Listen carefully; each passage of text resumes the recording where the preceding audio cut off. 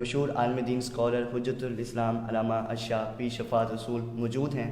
میں ان کا تہہ دل سے پروگرام میں خوش آمدید کہتا ہوں.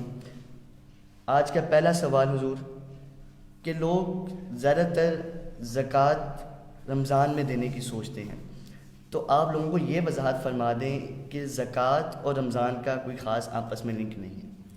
بسم اللہ الرحمن الرحیم. زکوٰۃ جو زیادہ تر لوگ رمضان میں دینے کی دلچسپی رکھتے ہیں، اس کی وجہ یہ ہے کہ ماہ رمضان میں ہر نیک عمل کی جزا اللہ بڑھا دیتا ہے، اس کا اجر بڑھ جاتا ہے. اگر کوئی ماہ رمضان میں فرض نماز ادا کرتا ہے تو اسے 70 نمازوں کا ثواب ہوتا ہے، اور اگر کوئی نفل ادا کرتا ہے تو اسے اللہ تعالیٰ سنت کا ثواب عطا فرماتا ہے، اور اگر کوئی سنت ادا کرتا ہے ماہ رمضان میں تو اللہ اسے ایک فرض کا اجر عطا فرماتا ہے. ماہ رمضان میں اہلیان اسلام کی جو زیادہ رغبت، زیادہ توجہ نیکی کی طرف ہوتی ہے، اس کی وجہ یہ ہے کہ اجر اللہ تعالیٰ کی طرف سے دگنا چگنا کر دیا جاتا ہے. باقی رہی بات، زکوٰۃ کا تعلق رمضان سے نہیں ہے، زکوٰۃ کا تعلق نصاب سے ہے، اور نصاب میں شرط ہے کہ سال گزرنے کے بعد زکوٰۃ ادا کرنا فرض ہوتا ہے. وہ آپ کی زکوٰۃ بعض دفعہ رمضان میں فرض ہو سکتی ہے کہ سال آپ کا پورا ہو رمضان میں، بعض دفعہ شوال میں، ذوالقعدہ میں، ذی الحج میں.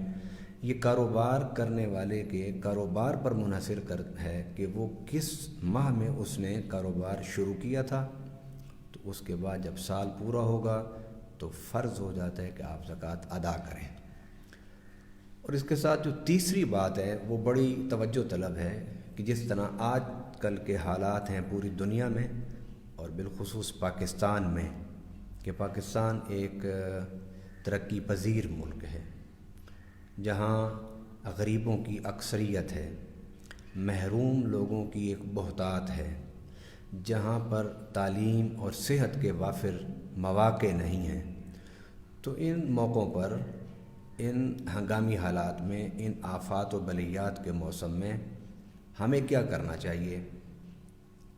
اب ہم دو حصوں میں تقسیم ہیں، ایک حکمران طبقہ اور دوسرا عوام. حکمرانوں کو چاہیے کہ وہ بہتر پالیسیاں بنائیں تاکہ کم سے کم لوگ اس کرونا کی بیماری سے متاثر ہوں، اور جو متاثر ہوں انہیں بہتر اور وافر صحت کی سہولتیں ملنی چاہیے تاکہ وہ صحت یاب ہو کے اپنے بچوں، اپنے گھروں کو لوٹ سکیں. اب دوسرے نمبر پر آ جاتا ہے عوام کی ذمہ داریاں. عوام میں پھر دو قسم کے طبقات ہیں.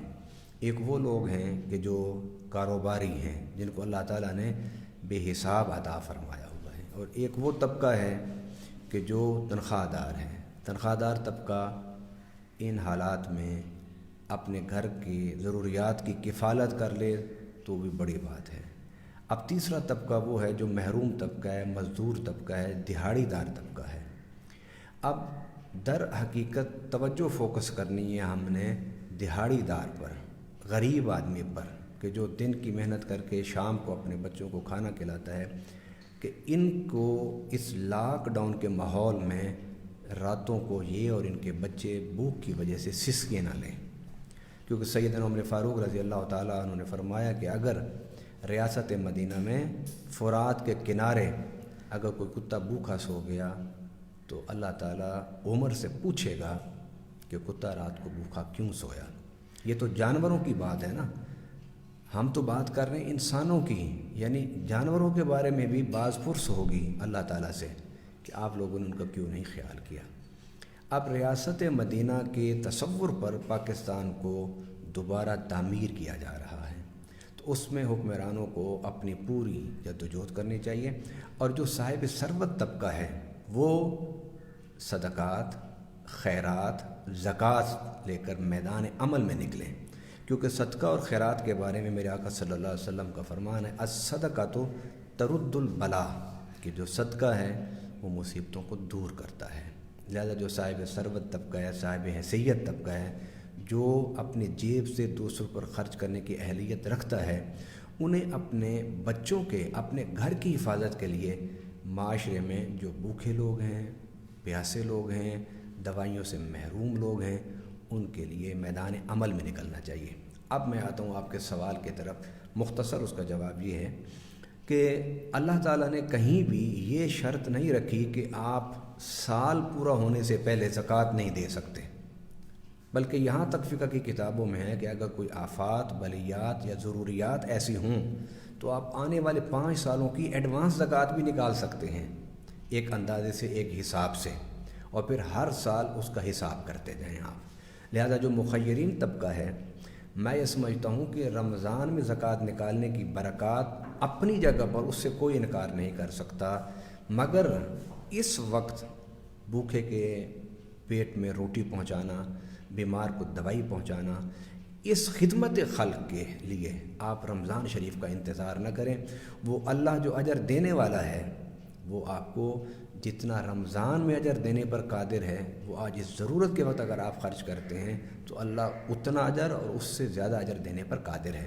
بس میں ایک حدیث اس کی وضاحت کے لیے آپ کے سامعین اور ناظرین کو بتانا چاہتا ہوں کہ خدمت جو ہوتی ہے ضرورت کے وقت، اس کی کتنی اہمیت ہے۔ رمضان کی اہمیت سے تو کوئی مسلمان انکار کر نہیں سکتا، یہ ہمارے ایمان کا حصہ ہے۔ مثلا نبی پاک صلی اللہ علیہ وسلم نے بنی اسرائیل کا ایک واقعہ بیان کیا جو مشکوٰۃ شریف میں موجود ہے۔ میرے آقا فرماتے ہیں کہ ایک شخص کو اللہ تعالیٰ نے جنت عطا فرما دی، ایک عورت کو، اور وہ بدکار اور سیاہکار عورت تھی، گنہگار عورت تھی۔ اس کو کیوں اللہ نے جنت دی؟ وہ جا رہی تھی، اس نے دیکھا کہ راستے میں ایک بلی پیاس سے تڑپ رہی ہے۔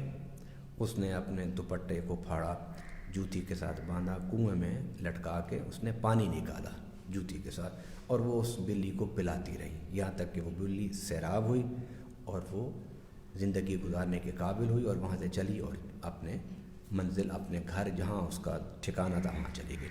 جب وہ گناہگار عورت دنیا سے گئی تو اللہ تعالیٰ نے فرشتوں سے کہا کہ اس پر عذاب نہیں تم نے نازل کرنا، اس لیے کہ اس نے یہ نیک کام، یہ خدمت ہے نا، خدمت خلق اس کو کہتے ہیں، کہ خلق میں انسان بھی ہے، خلق میں چرند پرند حیوانات بھی ہیں۔